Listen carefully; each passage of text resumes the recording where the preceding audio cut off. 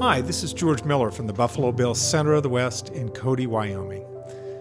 And we're looking today at the Greybull River. The Greybull is about 140 kilometers long or 90 miles long. It comes off the eastern side of the Absaroka Mountains and winds its way all the way down to the Bighorn River. And we'll see that today. So, the Greybull was named, at least in legend, by an albino buffalo who used to roam its banks. And we've heard this story from many different sources. The Greybull River.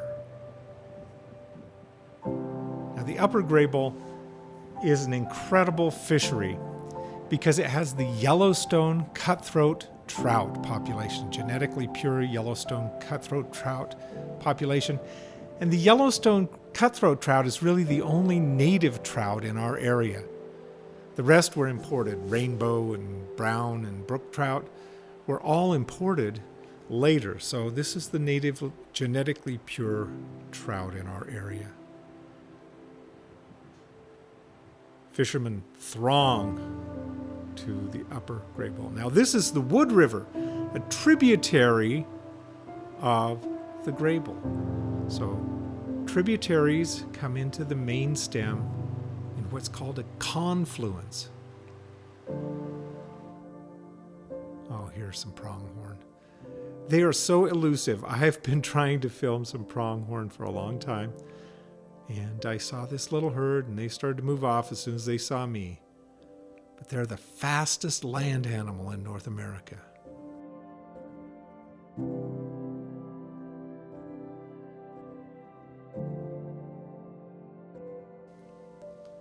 Well, as we move out toward the plains below Meeteetse, Wyoming, we can see that the land flattens out and we get these wide valleys. And you can see in the background already the starts of agricultural activity. And that sagebrush steppe that we've seen before. This is so typically Wyoming, the sagebrush. And the Greybull River winds its way through these sagebrush flats and opens up into agricultural land. And here you can see some head gates where the water's being diverted into agricultural areas through canals.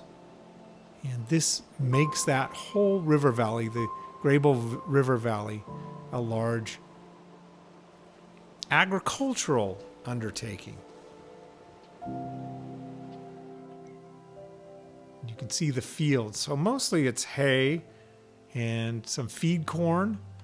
I saw a few other things growing in there, but those were the main crops that are being used. But it requires a lot of water in this land. And remember, we've talked before about water being the lifeblood of the land.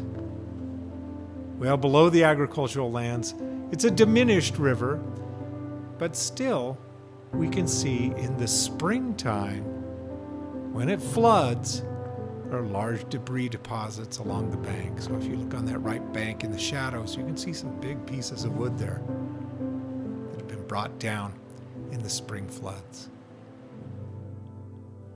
As we get lower, the land becomes more arid, and all we're left with are dry arroyos or dry washes, maybe filled once in a while with a big rainstorm, and a little line of cottonwoods that marks the river. And here it flows down into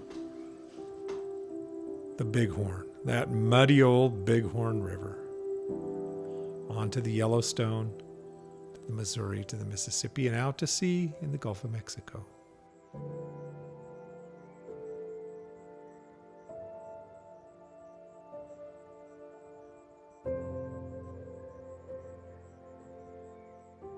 Well, I'll leave you with these beautiful scenes from the upper headwaters of the Greybull, those gorgeous Absaroka Mountains.